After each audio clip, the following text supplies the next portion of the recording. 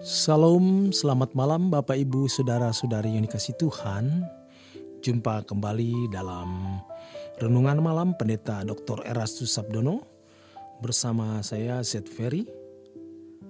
Malam hari ini bertema mencapai puncak kesempurnaan. Prinsip penting yang kita harus selalu ingat dan jangan sampai kita disesatkan oleh pengajaran doktrin siapapun dan dari manapun, bahwa sesungguhnya kita ini makhluk yang diberi Tuhan kebebasan untuk menentukan keadaan kekal kita.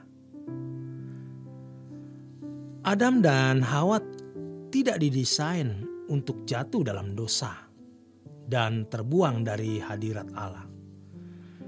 Kalau Adam dan Hawa terbuang dari hadirat Allah, itu karena keputusan dan pilihan mereka sendiri. Dan hal ini sudah jelas memberi peta kehidupan. Jangan hal ini dirubah, jangan diganti. Alkitab adalah kebenaran. Karena kita adalah satu-satunya makhluk yang diberi Tuhan kendali dalam tatanan Allah.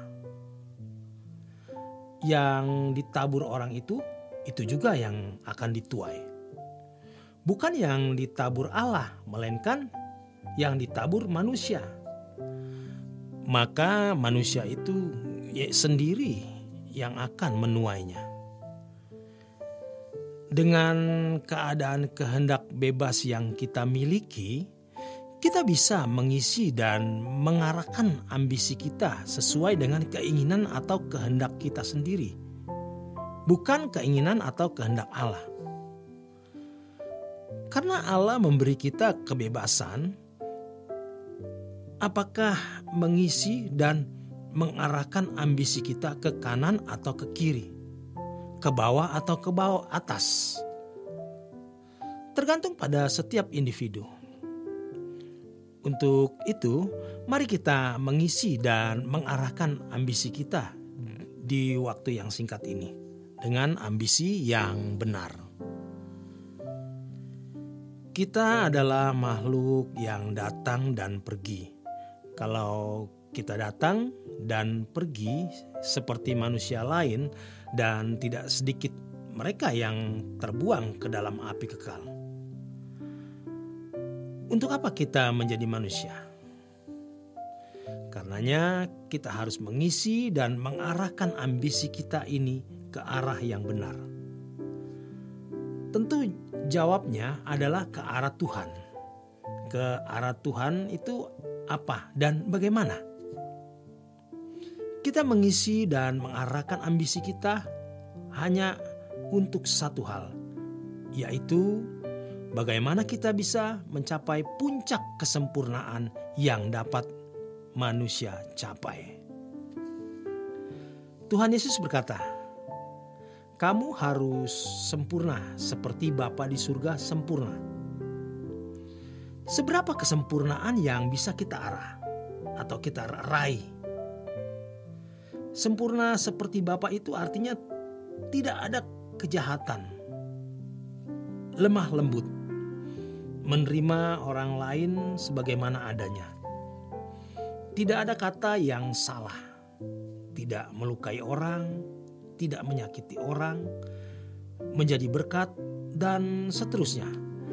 Dari hal kecil sampai hal yang besar. Masalahnya sekarang adalah bagaimana kita bisa mencapai puncak kesempurnaan itu. Hal itu dimulai dari peristiwa-peristiwa kecil dan sederhana dalam keseharian hidup kita. Sikap kita yang baik terhadap pasangan hidup, terhadap orang tua, terhadap anak, terhadap pegawai, pembantu, terhadap supir. Kemudian bagaimana waktu kita di jalan, bagaimana kita dalam berbisnis, bagaimana kita dalam bersosialisasi dengan kolega, dengan teman bisnis, teman bekerja, dengan bawahan, dengan atasan, dan lain sebagainya. Yang semuanya sempurna. Tidak memiliki hati yang jahat dan melukai mereka. Tidak membicarakan kesalahan orang di belakang. Tidak membuat gosip dan lain sebagainya. Sempurna. Ini yang harus kita perjuangkan. Sehingga kita bisa mencapai puncak kesempurnaan yang manusia bisa capai. Dan itu harus menjadi ambisi kita satu-satunya. Suci itu bukan hanya tidak berbuat dosa. Itu masih pasif. Suci secara aktif adalah dalam melakukan segala sesuatu selalu berkenan di hadapan Allah. Sebagaimana Tuhan sudah katakan dalam Matius 5 ayat 48, kamu harus sempurna seperti Bapa di surga sempurna. Yang sama dengan 1 Petrus 1 ayat 16. Kuduslah kamu sebab aku kudus. Maka kita harus memiliki ambisi yang kuat, yang menyala, yang tidak pernah padam. Kapanpun, dimanapun, akan membangun kehidupan yang akhirnya mendapat pengakuan dari Allah. Ini anakku yang kukasihi. Kepadanya aku berkenan. Jadi kita singgah di bumi sesaat ini untuk mendapatkan pengakuan ini.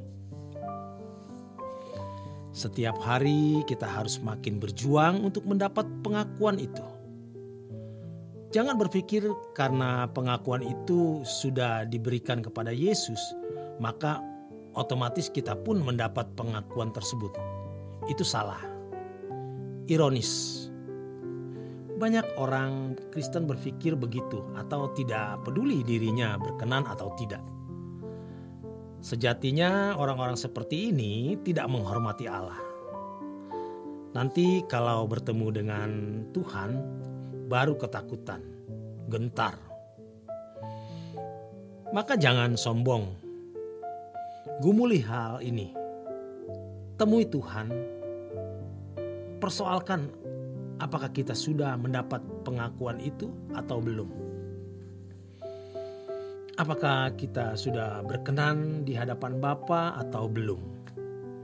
Kalau belum, maka kita harus berjuang, bergumul dengan lebih serius lagi. Berjuang sungguh-sungguh. Keselamatan jelas hanya terjadi oleh kurban Tuhan Yesus di kayu salib. Tanpa kurbannya, sia-sia semua yang dilakukan manusia. Mau baik bagaimanapun, sia-sia. Tetapi dengan adanya kurban Yesus, kita punya tanggung jawab untuk dimuridkan, diproses menjadi dewasa, berubah menjadi sempurna seperti Bapa.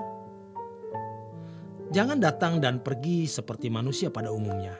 Itu tragis. Singgah kita di bumi sesaat harus memiliki pengakuan menjadi orang yang berkenan kepada Allah. Baru kita pulang. Demikian kebenaran firman Tuhan malam hari ini. Selamat berjuang, Tuhan memberkati.